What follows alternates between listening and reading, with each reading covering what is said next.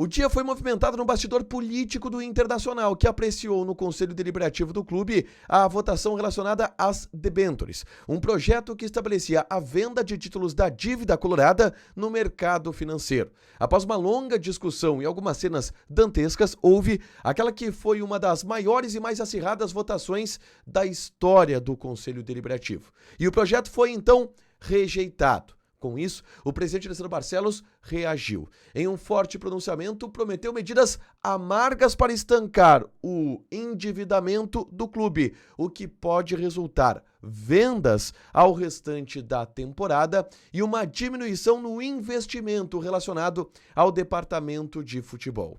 A gente fala sobre as últimas atualizações do mercado de transferências, o que falta para a venda de Wesley e a data da reapresentação colorada, que já tem horário e local também definidos. Esse é o Diário do Inter KTO desta segunda-feira, 16 de dezembro de 2024.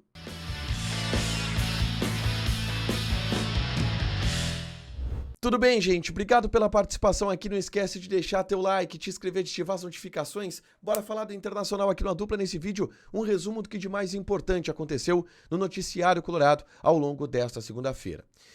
O fato do dia foi a votação das debêntures, que aconteceu no Conselho Deliberativo do clube. O que são as debêntures? É um projeto feito pela gestão do Internacional buscando vender títulos da dívida no mercado financeiro, com a ideia de arrecadar algo em torno de 200 milhões de reais para abater na dívida e assim, desta forma, criar uma nova dívida. É verdade que seria remunerada em prazos e taxas de juros mais controladas. Uma longa discussão ao longo das últimas semanas a respeito desse tema, que tinha como principal ponto de polêmica a colocação do Beira-Rio como uma das garantias aos investidores, o que despertou do lado da oposição uma forte rejeição ao projeto e campanha neste sentido.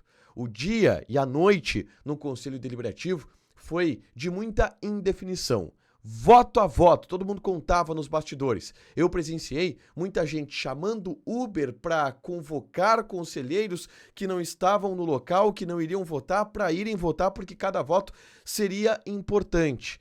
E já nas vésperas da votação se tinha uma ideia que seria muito acirrado, voto a voto. As discussões no plenário do Conselho Deliberativo aconteceram inclusive em tom acalorado. Várias manifestações pró-projeto das debêntures, várias manifestações contra os projetos das debêntures. E uma cena dantesca acabou marcando a noite. Durante o pronunciamento de Roberto Melo, conselheiro que foi candidato à presidência do Internacional nas últimas eleições, perdendo para Alessandro Barcelos, Roberto Melo fazia a sua manifestação contra o projeto das debêntures, ele que é oposição à atual gestão. E em determinado momento o microfone falhou e ele disse, olha, ele não pagou o técnico de som, se referindo ao presidente Alessandro Barcelos. Ao passar, Roberto Melo trocou algumas palavras com o presidente Alessandro Barcelos, que disse, eu estou pagando a dívida de Nico Lopes e Edenilson. Roberto Melo foi para discussão com o presidente, dizendo, tu não vai nem para a final do Gauchão. Uma cena dantesca de um nível bem baixo de discussão para um conselho deliberativo que acabou chamando a atenção em meio a toda essa discussão. Após tudo isso, houve a votação. E, de fato, por 2 ou 1 voto de diferença, um voto diferente empataria essa disputa, o projeto foi rejeitado. É importante a gente consolidar que foram 320 votos de conselheiros, de 339 possíveis de votar. É uma taxa de participação histórica, altíssima. E dos 320 votos, 161 foram contra o projeto. 159 foram a favor do projeto. Um voto diferente empataria a disputa e, com isso, o projeto das debêntures foi recusado. Os conselheiros de oposição comemoraram, gritando, o Beira-Rio é nosso, muita festa no plenário do Conselho Deliberativo e uma manifestação do presidente Alessandro Barcelos. O presidente lamentou a decisão do Conselho Deliberativo, disse que agora cabe à direção buscar outras alternativas para combater o endividamento do clube e que algumas medidas serão amargas, que a realidade ela é amarga. O presidente indicou que haverá diminuição em alguns investimentos que estavam sendo previstos, como, por exemplo, no departamento de futebol. O Inter vai precisar cortar na carne, é uma expressão do bastidor neste momento.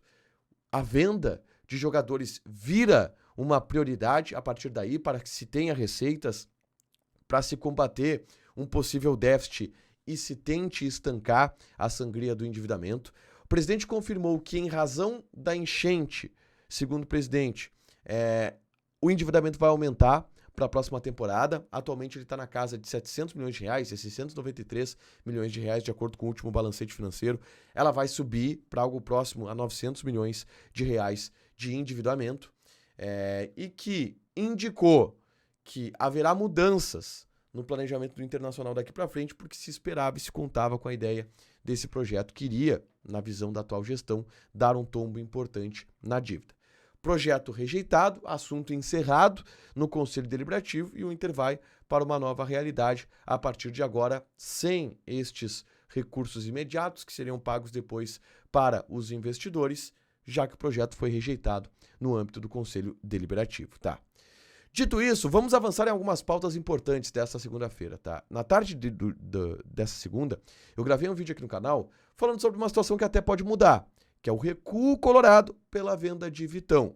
Zagueiro que interessa ao mercado europeu, Betis, Napoli já fizeram propostas pelo jogador. A venda do Wesley atrasa um pouco essa ideia de venda do Vitão nesse final de temporada, e eu falei sobre isso no vídeo que eu gravei na tarde de segunda-feira aqui no canal, é só conferir por aqui, tá?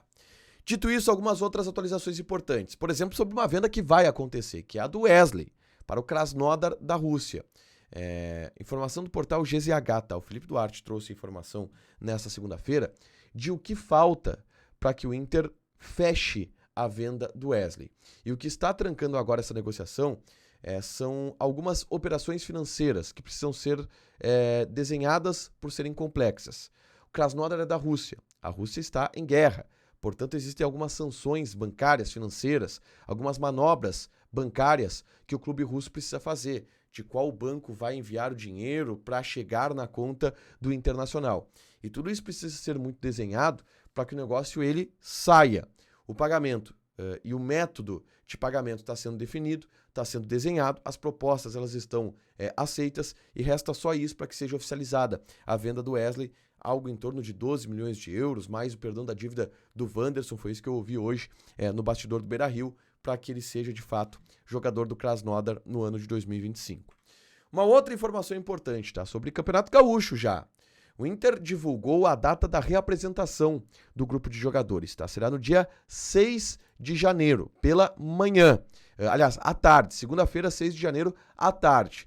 Comissão técnica e staff do clube vão retomar as atividades no turno da manhã no mesmo dia, e à tarde vai acontecer a apresentação oficial da pré-temporada, a apresentação oficial da temporada. Pré-temporada essa que vai acontecer toda no CT Parque Gigante, tanto os treinamentos quanto os jogos, treinos, amistosos, tudo vai acontecer em Porto Alegre, no CT Parque Gigante. Para fechar, gente, vamos falar aqui de KTO, tá?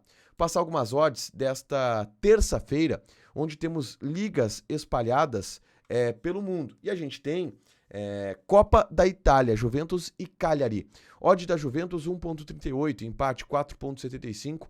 Cagliari tá pagando 7,5. Joga na KTO com responsabilidade. A KTO é um site para tu te divertir, proibido para menores de 18 anos, lembrando que apostas podem fazer com que tu percas dinheiro. Deixa teu like, te inscreve, ativa as notificações que vai ter mais conteúdo aqui no canal. Beijo!